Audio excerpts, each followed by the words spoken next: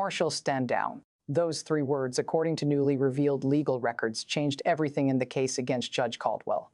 No warnings, no second chances for the accusers. The entire case didn't just pause, it fell apart. The story we had been following for weeks disappeared in a single afternoon.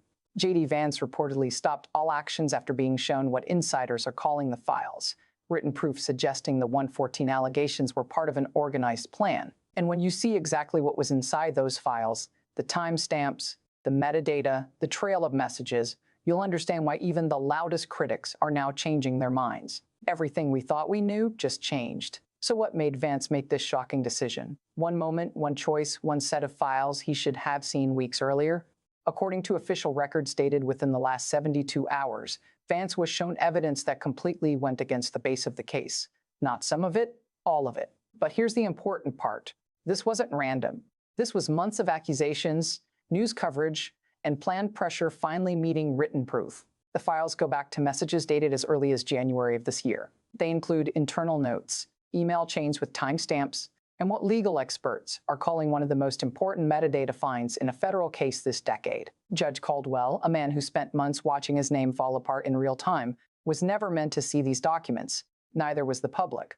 But someone made sure Vance did. And I'm going to show you exactly how this house of cards fell apart piece by piece, file by file. The moment everyone is talking about, the marshal standing down, is coming. But first, you need to understand what happened to this man and why this reversal isn't just shocking. It's revealing. Here's what really happened. The moment that made Vance stop the case, March 15th, 2024, a secure briefing room inside the Justice Department.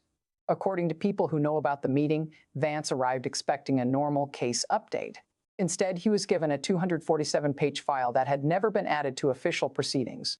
The files included private messages between three people central to the claims against Judge Caldwell. These were not opinions or rumors. They were dated emails, text message logs, and recorded phone call transcripts, all legally obtained but kept out of the first investigation. One email dated January 8, 2024 reportedly said, "We need to speed this up. Caldwell's rulings are threatening the entire operation. If we don't act now, we lose our chance." That's not unclear. That shows intent. That shows planning. And according to legal experts reviewing the records, that creates serious legal problems. But it didn't end there. The files also included a detailed review of the original accusations, the 114 claims repeated in news reports and court papers. That review showed something important. 47 of the claims used almost the same exact wording from what looks like one single source document. Not similar wording, the exact same words.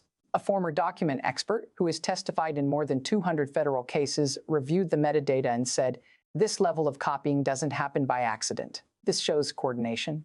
Someone made a template and others used it." The room reportedly went quiet when Vance saw the document's creation date, November 12, 2023, 3 weeks before the first claim was ever filed. The template existed before the accusations. Let that sink in.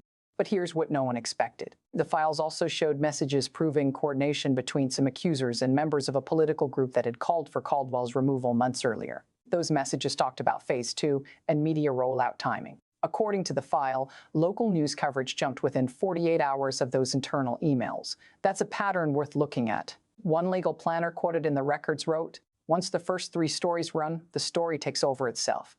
We don't need proof. We need volume. Volume, not truth. Volume, not truth." Judge Caldwell, a man with a 32-year career, no past complaints, and a reputation for strict constitutional views, was targeted not for what he did, but for what he might decide. And the files point to exactly that. The final piece was a recorded phone call between 2 main accusers dated February 22, 2024. In it, one reportedly said, "It doesn't matter if it holds up legally. His career is over either way." That recording was never shared during the first proceedings. It was hidden in a folder labeled Personal Notes. When Vance finished reviewing the files, people in the room say he asked one question: "Why am I only seeing this now?" No one answered. 47 minutes later, the order was given. Marshals stand down. If you're watching this thinking, finally someone is covering this with real documents, hit subscribe right now. I'm just getting started, because what I'm about to show next is in the records, but almost no one else is talking about it. But not everyone agrees with this sudden reversal. And honestly, their side is why this case is far from over. The accusers and their lawyers say this was a political retreat. They claim the files Vance saw were incomplete, carefully chosen, or even changed. Before you dismiss that, Hear their argument, because it explains why the marshals were involved at all. One former federal prosecutor with over 20 years handling major cases said it this way: "You don't walk away from 114 claims just because of new files. This looks less like justice and more like a tactical exit." If these documents were so clearing, why weren't they added through normal legal channels? That's a fair question, and it's supported by earlier witness statements that haven't been taken back. Social media is split. Thousands of posts claim the setup story is just another layer of cover-up, and that the files were used to give an excuse to drop a case that was becoming awkward. One constitutional law professor from a major East Coast school said, "The speed of this reversal is unusual. In 30 years of studying court cases, I've rarely seen so many accusations fall apart this fast, based on evidence that wasn't part of the original record. It raises serious questions." Here's where it gets uncomfortable for those defending Judge Caldwell. 3 original accusers released statements standing by their claims. They said the files being cited are cherry-picked and taken out of context. One said, "I know what I experienced. No political games will change that." If this reversal stands, it's not because we were wrong, it's because the system protected itself. Even legal experts who usually support Caldwell's views admit there are gaps. The evidence clearing him is strong, but it doesn't answer every claim. 47 copied claims out of 114 still leave 67 unanswered. Why hasn't there been a full clearing of his name? So let me be clear. I'm not here to tell you who to believe. Is Judge Caldwell the victim of a planned effort to remove him before an important decision? The evidence Vance saw strongly points that way. Or is this reversal proof of system pressure, where the stakes got too high and ending the case was easier than fighting it? That's the question the accusers are still asking. The truth is likely hidden in the metadata, the timestamps, and messages we haven't seen yet. What I can tell you is what the documents show. And they show a coordinated effort that started before the accusations themselves. That's not opinion, that's written proof. And that's what we're going to look at next. But this didn't come out of nowhere. Months before the marshals were called, the warning signs were everywhere. In court records, legal briefs, and public documents. Judge Caldwell was handling cases involving federal power, cases that brought national attention and political pressure. His decisions, described by experts as strict constitutional readings, had blocked 3 major government actions in the past 18 months. One senior legal reporter noted at the time that Caldwell had become one of the most powerful lower court judges in America. Every major policy fight was passing through his courtroom. That made him either a hero or a target, depending on who you asked. Did those warnings matter? Apparently not to those who chose to move against him. Records show that between November 2023 and February 2024, online searches for Judge Caldwell misconduct jumped sharply. Data experts say the spike started before any public accusations. Someone was shaping the story before it broke. Internal messages found through legal discovery show political operatives discussing Caldwell plans as early as October 2023. One memo said, "If we can't remove him through normal ways, we need other pressure points." Other pressure points. The setup was ready. Caldwell didn't know he was walking into something planned long before the first accusation was written. Drop a like if you're starting to see the pattern in these records. The timeline alone should make you question everything you heard before today. The most important part is coming. Stay with me. And then it happened. March 15, 2024, 2:47 p.m. Eastern Time, the secure briefing room at the Justice Department. According to those there, Vance had been reviewing documents for over 3 hours. His legal team sat quietly. One person said the tension was intense. When Vance reached the final section, the recorded phone call, he slowly set the papers down. Everyone watched him. For almost a minute, he said nothing, just read the transcript. Then he asked to hear the audio. 2 minutes and 17 seconds later, it ended. Vance looked at his top advisor and said, "This case was built on something false." And the order was sent within the hour. Marshal was placed for security, were told to stand down. All actions were paused with no end date. And Judge Caldwell, after months under 114 accusations, was officially cleared of wrongdoing related to the original filings. Less than 1 minute of silence.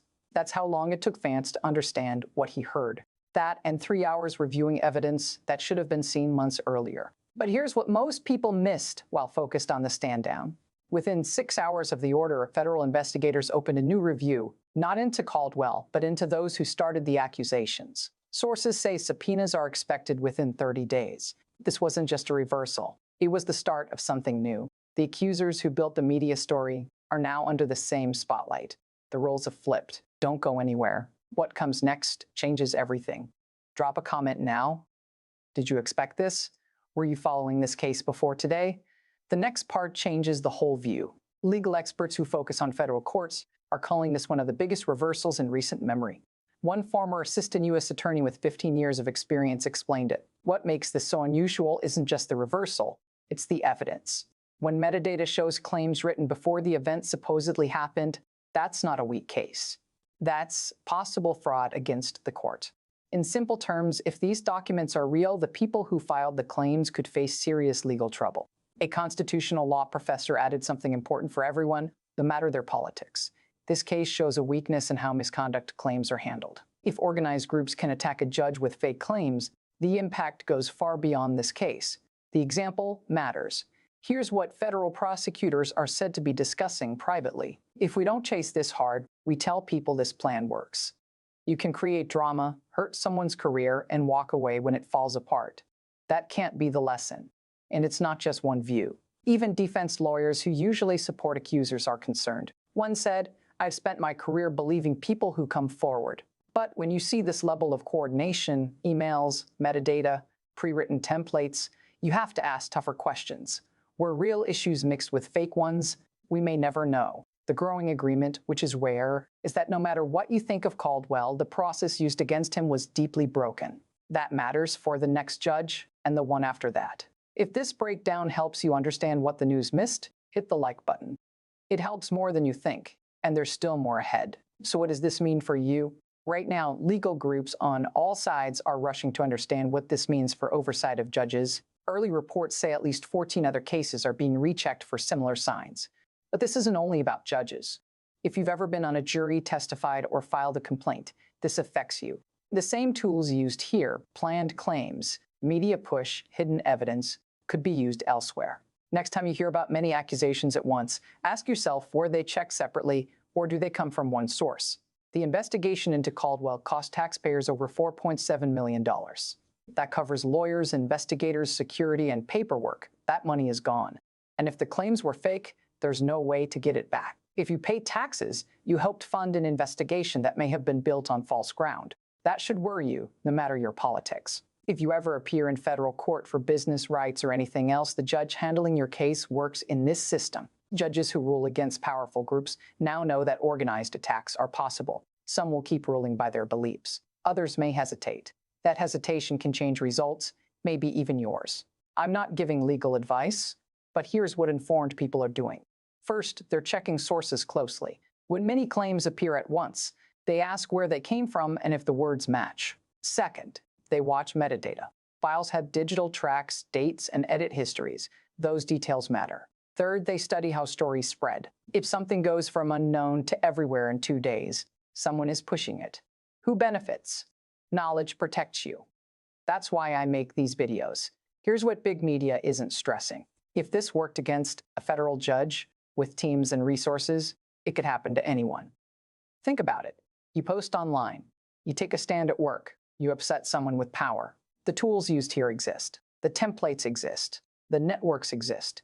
Judge Caldwell had the resources to survive and get proof. Most people don't. That's troubling, but it's what the documents show, and you need to know it. Then the other side reacted and pushed harder. Within hours of the reversal, 3 accusers released a joint statement. Experts say it looked prepared ahead of time, meaning they expected this. It said, "Today's decision doesn't show truth. It shows power protecting power. We stand by our testimony and will use every legal option." Instead of addressing the copied language, metadata, and dated files, they doubled down. Social media reaction was fast and split. Hashtags supporting Caldwell trended within 4 hours, along with hashtags claiming a cover-up. One accuser posted, "They silenced us once. They won't again. The files they cite are fake. The real cover-up is happening now." That post was shared tens of thousands of times before being flagged. Here's where it gets more serious. Sources say lawyers for 2 accusers are preparing defamation claims not against the government, but against media outlets that reported the reversal. They're not backing down, they're escalating. Judge Caldwell released a short statement through his lawyer. "After months of baseless accusations, I am thankful the truth has come out. I look forward to returning to my duties to the Constitution and the American people. No anger, no threats, just moving forward. The difference is clear. But here's what bothers me after reviewing every public document. Why were these files hidden at all? The file that changed Vance's mind existed for months. Who decided it shouldn't be part of the case? That question has no answer yet. Second, the new investigation into the accusers. Why now? If the proof of coordination was this strong, why wasn't it found earlier? Someone missed it, or someone hid it. Neither is acceptable. Sources say more documents may appear soon, involving people not yet named. The Federal Review has scheduled its first closed-door session for early April. Subpoenas are likely soon. Judge Caldwell has not returned to the bench yet. His office says he's taking personal time. Supporters say that's reasonable. Critics say it's suspicious. One thing is clear: this story doesn't end with a stand-down order. The reversal opened a door. What's behind it is still unknown, and based on the timeline, we're about to find out. Subscribe now, because the next update drops as soon as new documents appear. This story isn't finished.